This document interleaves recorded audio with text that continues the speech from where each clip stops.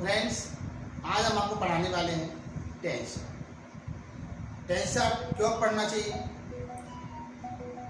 इसे कैसे याद करना चाहिए, कैसे याद रखना चाहिए, तो हम आपको ये सब कुछ आज समझाने वाले हैं। यदि आपने आज तक ग्रामर में कुछ भी ना पढ़ा हो या पढ़ा भी हो और समझ में ना आया हो, तो आज आपको वो सब कुछ समझ में आएगा जो आपने सोचा नहीं था कि शायद हम ग्रामर पढ़ पाएंगे या नहीं।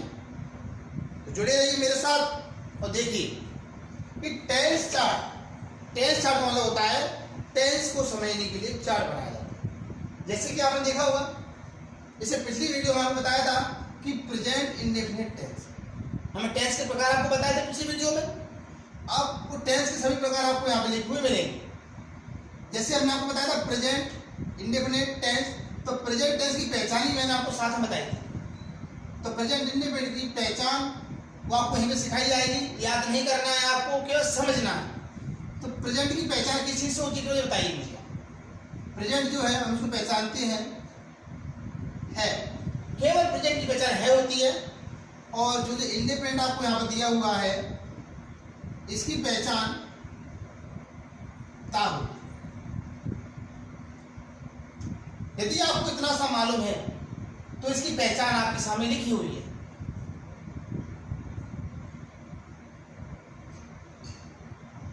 देखिए, ता है, इसके बाद आप लिख सकते हो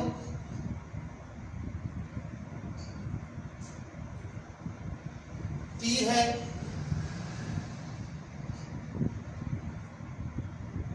ते। बात समझ में आ रही होगी आपको। इंडिपेंडेंट की पहचान ता होती है, प्रेजेंट की पहचान है होती है, तो पहचान आपके सामने लिखी हुई है। इस बार नेक्स्ट आपका आता है प्रेजेंट कंटिन्यूअस टेंस। तो कंटिन्यूअस की पहचान आपकी रहा, और प्रेजेंट की पहचान क्या होती है आपकी है। देख लिया आपने। अब इसके आगे बनी जाएगी आपकी पहचान रही है,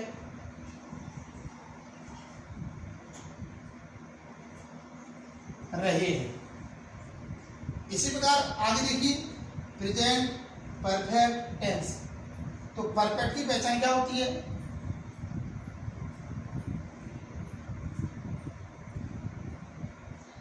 चुका। और प्रेजेंट की पहचान आपको मालूम ही है। यहां पे क्या हो जाएगा,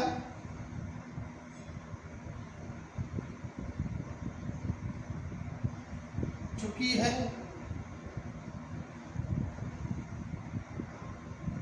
चुके हैं। देख लीजिए। अब आता है सामने इसके बाद में प्रेजेंट परफेक्ट कंटिन्यूअस टेंस। तो प्रेजेंट की पहचान आपको पता ही है होती है, और परफेक्ट कंटिन्यूअस की पहचान आपको पता है से रहा हो।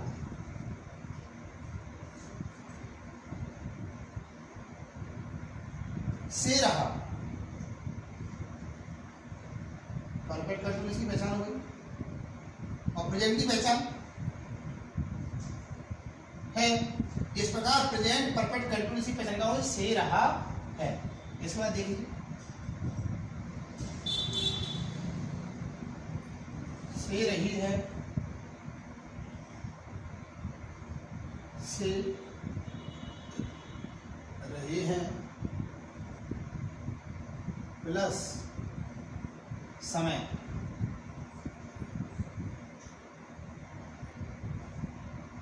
चौथे वाले सेंटेंस में चौथे वाले टेंस में आपका समय भी साथ में आता है।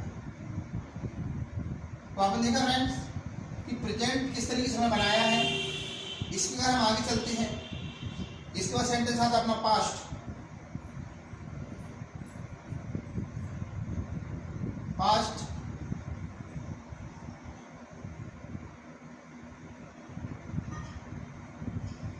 Indefinite tense. Past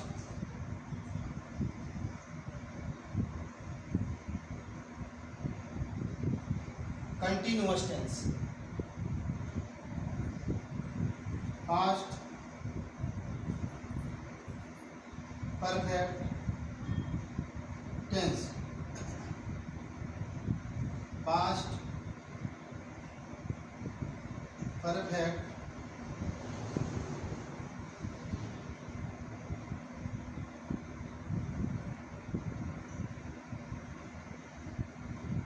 continuous tense.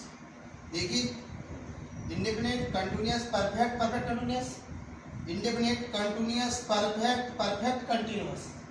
यहाँ पे अगर प्रेजेंट लगा, यहाँ पे क्या लगा दिया पास्ट। मतलब जो बीच वाले जो आपको दिख रहे हैं टेंस के भाग वो तो बराबर वैसे वैसे ही रहते हैं, फिर आगे हमने चेंज कर दिया है। तो यहाँ पे देखिए इसकी जो पहचान है था, तो यहाँ भी इंडेफिनिट पहचान क्या रहेगी था, और पास्ट की पहचान क्या होती है था। था देख लीजिए, यहाँ से हेड गया था आ गया, कॉमा थी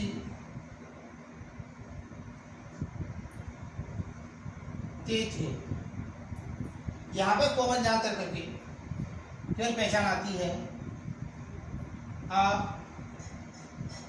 ई ए।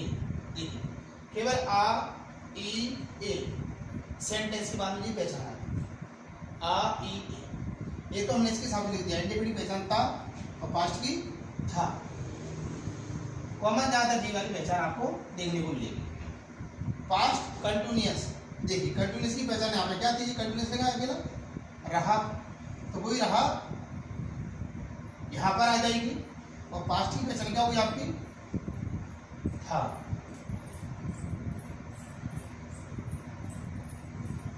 रही थी रहे थे। यहाँ पे देखिए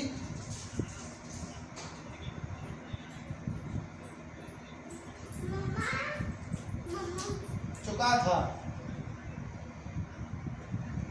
यहाँ पे चुका है लिखा है तो ये प्रेजेंट है, ये परफेक्ट तो है ना, परफेक्ट की पहचान चुका ही रहेगी। यहाँ भी देखिए परफेक्ट की पहचान क्या रहेगी चुका, और पास्ट की पहचान क्या होता है था।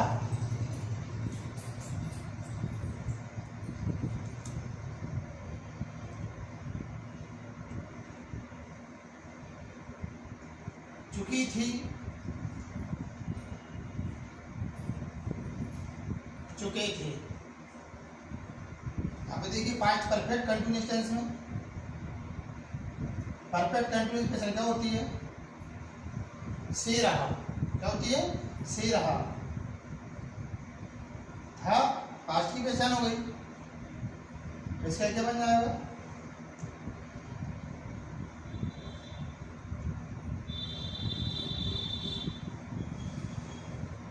से रही थी,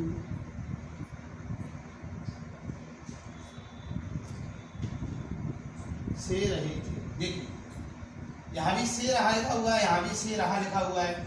चूंकि यहाँ पे प्रेजेंट है तो है लगा है, यहाँ पे पास्ट है तो था लगा हुआ है। इसके बाद नेक्स्ट आपका टेंस आता है future indefinite.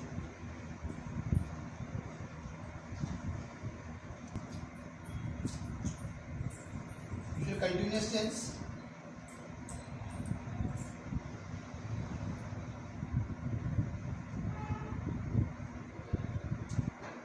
Future perfect tense,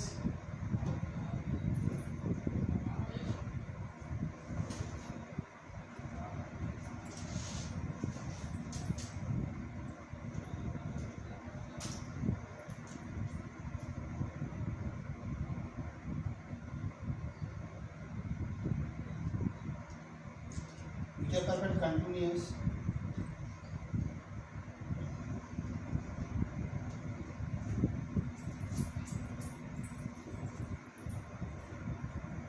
दिख रहा होगा आपको।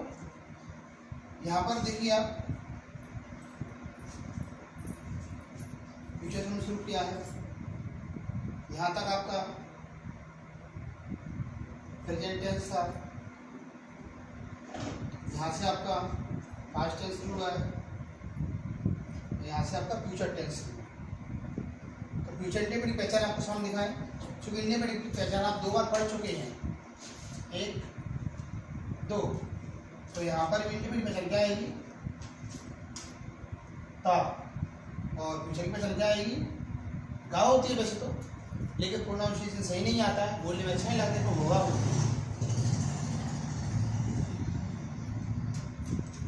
ता होगा,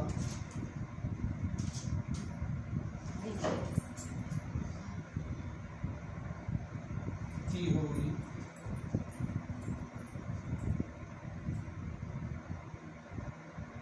ते होंगे, गा, गी, गे। कंटिन्यूस की पहचान भी देखिए आप, वही रहा आ जाएगी यहाँ से,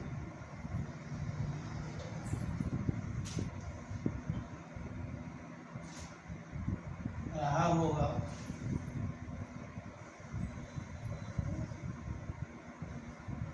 रही होगी,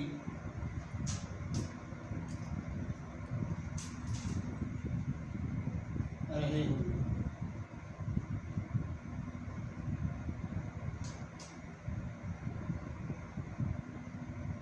चुका होगा,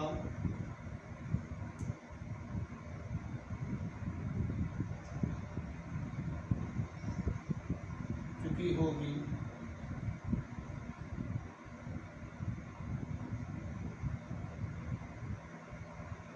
चुके। लास्ट आपका है परफेक्ट कंटिन्यूअस, इसकी पहचान भी से रहा,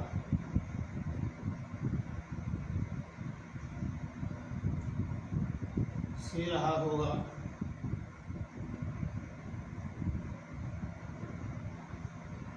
से रही होगी,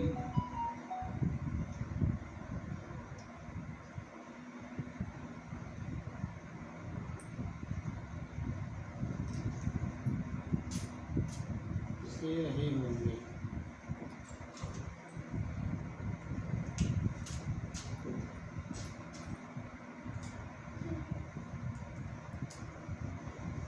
फ्रेंड्स आपने देखा ये जो पहचान है आप बहुत पहले ही पढ़ चुके हैं, लेकिन यदि आपने अच्छे समझा होगा तो आपको याद हो चुकी होगी। क्योंकि यहाँ पे आप देख सकते हैं इंडेपेंडेंट की पहचान ता, यहाँ भी देखिए ता, यहाँ भी देखिए ता, तीनों जो इंडेपेंडेंट आपको दिख रहे हैं उनकी पहचान कभी बदलती ही नहीं। बदलता क्या है, क्या बदलता है, प्रेजेंट की पहचान यहाँ पे आएगी, पास्ट की पहचान यहाँ पर आएगी और फ्यूचर की पहचान यहाँ पर आएगी।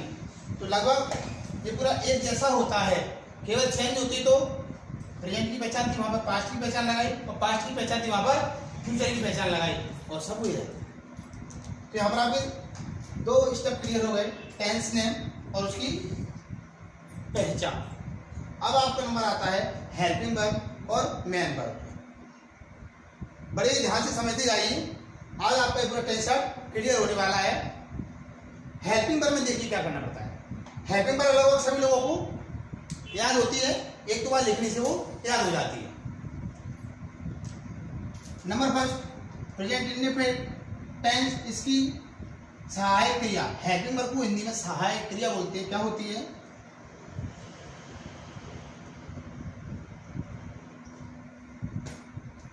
डू या डज। प्रेजेंट कंटिन्यूअस की होती है is, are, am. Present perfect tense की होती है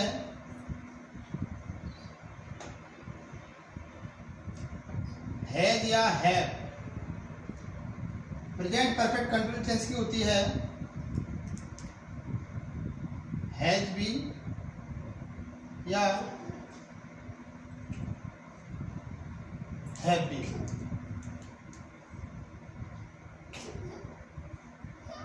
पास्ट इंडेफिनिट के बारे में आते हैं हम। तो पास्ट इंडेफिनिट की पहचान बोला हेल्पिंग वर्ब साइक्लिया होती है डिड, और पास्ट कंटिन्यूअस की साइक्लिया होती है वॉच या वर्ब। पास्ट परफेक्ट टेंस की सहायक क्रिया होती है had. Past perfect continuous tense की सहायक क्रिया होती है हैड बीन। फ्यूचर इंडेफिनिट की सहायक क्रिया होती है विल या सेल। फ्यूचर कंटिन्यूअस सहायक क्रिया होती है वही विल या सेल, प्लस में यहाँ पर क्या बढ़ जाता है आपका बी। फ्यूचर परफेक्ट की सहायक क्रिया होती है वही विल या सेल, प्लस में बढ़ जाता है जुड़ जाता है विल हैव या सेल। लिखने में अलग अलग आता है विल हैव या सेल। देखिए किस तरह मैं लिख के दिखा देता हूँ, तो बच्चे गलत लिख देते हैं।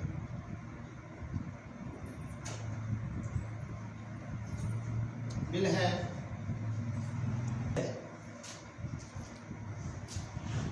इसको मैं सही कर देता हूँ विल बी या सेल, और अलग करके लिख दिया है। इससे आपको स्वयं इसी तरीके से आ जाएगा। इसकी लास्ट की जो सहायक क्रिया होती है वो होती है विल हैव बी या सेल है बी। यहाँ तक आपकी हेल्पिंग वर्ब पूरी क्लियर हो चुकी है। देखिए आप, मैंने कहा था एक दो बार लिखने मात्र से आपको याद हो जाती है। जैसे कि आपको मैंने बताया कि प्रेजेंट इंडेफिनिट की जो सहायक क्रिया होती है हेल्पिंग वर्ब वो डू या डज होती है। प्रेजेंट कंटिन्यूअस की एज आर एम होती है। नॉर्मली हम पढ़ते हैं हैज है, हैज बीन, हैव बीन। देखिए एक बार हैज याद करना, हैज बीन, हैव बीन अपने आप याद हो जाए। Do does is are am आपको याद रहती ही है, नॉर्मल प्रतिदिन यूज में आती है। डिड आपको एक बार याद करना है, बहुत या पर फास्ट कंटिन्यूअस बहुत ज्यादा स्पीड से चलने वाला सेंटेंस। हैड एक बार करना है याद, हैड बीन अपने आप याद रहती ही है, बीन जोड़ना है।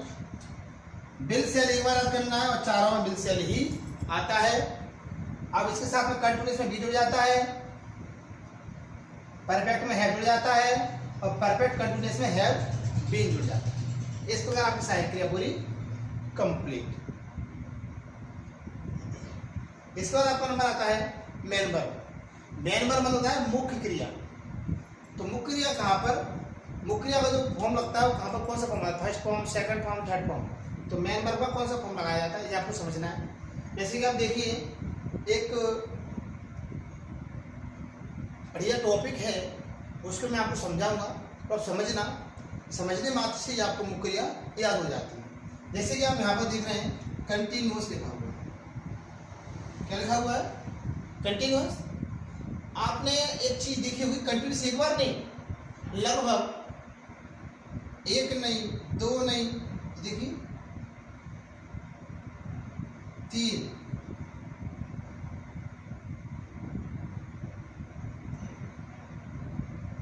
4,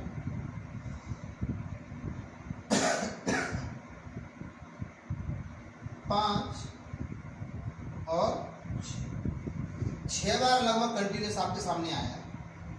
सोचिए, एक सोचनीय बात है। 6 बार कंटिन्यूस आने से आपने सुविधा ये है कि हमने कंटिन्यूस को एक उपाधि दे दी है कि कंटिन्यूस क्रिमिनल बना दिया हमने। कंटिन्यूस क्या बना दिया है, क्रिमिनल। सर क्रिमिनल क्या होता है और इसमें क्रिमिनल का क्या कार्य है, एक उपाधि दे देते हैं लोग। जैसे किसी को अपने गुरु बोलने लगते हैं, किसी को सर बोलते हैं, किसी को मास्टर जी, किसी को टीचर जी बोलने लगते हैं। वैसे ही हमने कंटिन्यूअस को क्रिमिनल की उपाधि दे दी। कंटिन्यूअस क्रिमिनल है। क्रिमिनल आप जानते हैं, मूवी तो आप देखते ही होंगे। एक विलन होता है, एक हीरो होता है। तो विलन को हिंदी में क्या बोलते हैं हम लोग, डकैत मान लो, गुंडा मान लो। इसी तरीके से आप देखिएगा कंटिन्यूअस को क्रिमिनल बना दिया है। क्रिमिनल क्यों बनाया है, तो क्रिमिनल जो होता है उस पर सरकार विशेष ध्यान रखती है। क्या है कि क्रिमिनल ये बहुत बड़ा क्रिमिनल है, तो सरकार ने इसको शूट के ऑर्डर दे दिए। कि जहां भी दिखे इसको इसका एनकाउंटर कर दिया जाए, कंटिन्यूअस का एनकाउंटर कर दिया जाए, चाहे वो अकेला हो और चाहे किसी के साथ में। तो ऐसा आपने देखा कंटिन्यूअस एक बार तो अकेला आता है, एक बार परफेक्ट को साथ लेकर आता है, कंटिन्यूअस और परफेक्ट कंटिन्यूअस। अब एनकाउंटर के ऑर्डर आ गए तो एक बंदूक भी चाहिए और गोली भी चाहिए, तो आपको उस बंदूक का गोली का नाम याद रखना है। ये हमारा एक केवल टॉपिक है आपको समझाने के लिए, ऐसा कुछ होता नहीं है लेकिन आपको समझाने के लिए बनाया गया है कि सर बंदूक कौन सी लें। कि हमने कहा आपने जहां भी कंटिन्यूअस हो, एमडी फर्स्ट की आप बंदूक लेंगी प्लस आईएनजी की गोली। ये बंदूक ऐसी है कि जब तक सामने वाले का एनकाउंटर नहीं हो जाता है गोली नीचे गिरती ही नहीं। लगाना दिमाग पे। तो जहां भी आपको कंटिन्यूअस दिख जाए या परफेक्ट कंटिन्यूअस दिख जाए वहां पर एमडी फर्स्ट प्लस आईएनजी लगाना है। कितनी बार है आपके पास? 6 बार। देखिए एमडी फर्स्ट प्लस आईएनजी देखते रहिए, MD first plus ING, MD first plus ING, MD first plus ING. देखिए 1 2 3 4 5 6 बार आई है एमडी फर्स्ट प्लस आईएनजी, यानी कंटिन्यूअस अकेला हो या किसी के साथ में हो उसमें मुख्य क्रिया आपकी एमडी फर्स्ट प्लस आईएनजी का यूज होगा। इसी को हम दूसरे नाम से भी जानते हैं MB4, इससे हम MB4 भी बोल सकते हैं। फोर्थ फॉर्म को आईएनजी फॉर्म बोलते हैं, अलग अलग से लिखते हैं, समझ में अच्छे से आ जाता है। अब आप देखिए कहीं पे परफेक्ट लिखा होगा, ओनली परफेक्ट। मान लीजिए कि सामने वाले को बोलना नहीं आता, यानी कि वह गूंगा है। अब जब कोई व्यक्ति गूंगा है तो मुंह से तो बोलेगा नहीं, वो आपको हाथ से इशारा करके दिखाएगा कि उसे क्या चाहिए। आपने उससे पूछा कि मैं कैसा लग रहा हूं, और बोलेगा आप बहुत सुंदर लग रहे हो, तो ऐसा तो बोल ही नहीं पाएगा ना, क्योंकि वो बोल ही नहीं पाता है। तो अपने हाथ के इशारे से आपको बताएगा कि आप बिल्कुल परफेक्ट लग रहे हैं। देखिए कैसे लग रहा है, बिल्कुल परफेक्ट। तो परफेक्ट इस तरीके से बोल रहा है। आप समझिए अगर आपको बोलना नहीं आता है तो आप परफेक्ट को ऐसे समझा सकते हैं कि आप कैसे लग रहे हो, ऐसे। तो ऐसे करने से क्यों बताया मैंने आपको, यहां पे आप देखा होगा 1 2 3 3 उंगलियां, 3 जो फिंगर है आपकी स्टैंड है, खड़ी हुई है। इससे मतलब होता है, इसका मीन्स क्या होता है, परफेक्ट। तो परफेक्ट की साइड मतलब मुख्य क्रिया कौन सी हो गई, एमबी की थर्ड फॉर्म। 3 उंगलियां खड़ी हुई, देखिए खड़ी है 3 उंगलियां, यानी कि परफेक्ट में मुख्य क्रिया की थर्ड फॉर्म का प्रयोग होता है। सही बता रही है आपको।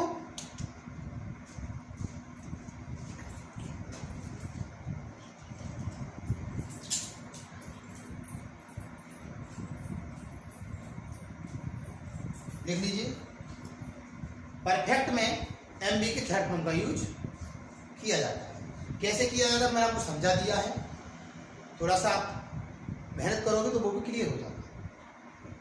यहां पर देखिए प्रेजेंट इंडेफिनिट टेंस, जहां पर मुख्य क्रिया फर्स्ट फॉर्म का प्रयोग, पास्ट इंडेफिनिट सभी जानते हैं मुख्य क्रिया सेकंड फॉर्म का प्रयोग होता है, और फ्यूचर इंडेफिनिट में मुख्य क्रिया की फर्स्ट फॉर्म का प्रयोग। इस प्रकार आपकी पूरी मुख्य क्रिया कंप्लीट हो चुकी है, कहां पर किस मुख्य क्रिया का प्रयोग किया जाता है।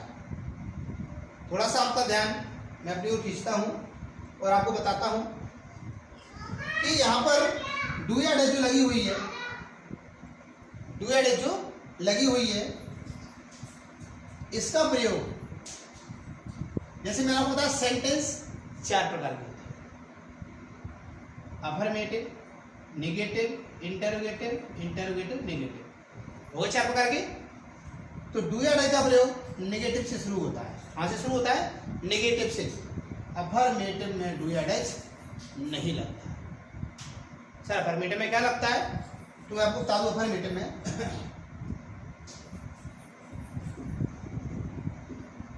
शॉर्ट में लिख रहा हूं अफर्मेटिव। अगर अफर्मेटिव में यदि सिंगुलर सब्जेक्ट होगा तो मुख्य क्रिया की फर्स्ट फॉर्म में एस ई एस या आई ई एस का प्रयोग किया जाएगा। सिंगुलर सब्जेक्ट होगा जब। यदि प्लूरल सब्जेक्ट होगा तो केवल मुख्य क्रिया की फर्स्ट फॉर्म का प्रयोग किया जाएगा। इसमें ओनली अफर्मेटिव सेंटेंस। किसमें? ओनली अफर्मेटिव सेंटेंस जब बनाना होगा तो उसमें डू या डैश का प्रयोग नहीं होता। सहायक क्रिया का मुख्य क्रिया की फर्स्ट फॉर्म का प्रयोग होता है कब? जब वाक्य का कर्ता बहुवचन हो। यदि जो हम सेंटेंस वाक्य हिंदी बोलते हैं, जो हम सेंटेंस बना रहे हैं जिसका कर्ता एक वचन कर्ता होता है, सिंगुलर सब्जेक्ट होता है, तो मुख्य क्रिया फर्स्ट फॉर्म में S E S I E S लगता है। अब आपके मन में एक सवाल आ रहा होगा, सर एस कहाँ लगता है, ई एस कहाँ लगता है, आई ई एस कहाँ लगता है? तो घबराने की कोई बात नहीं है। जब हम इससे आगे चलेंगे तो सभी चीज़ें आपकी बिल्कुल पूरा बेसिक जो है क्लियर किया जाएगा, जब भी आपको हम सेंटेंस तक लेके जाएंगे। तो यहाँ पर एक छोटी सी बात बताने के लिए मैंने आपको बता दी है। ऐसा सिस्टम आपका पास्ट में रहता है, पास्ट इंडेफिनिट टेंस। तो पास्ट इंडेफिनिट में कोई चार रहते हैं, affirmative, negative, interrogative, interrogative, negative. तो डेट का प्रयोग जो है नेगेटिव से किया जाता है। सर अफर्मेटिव में क्या करते हैं? तो अफर्मेटिव में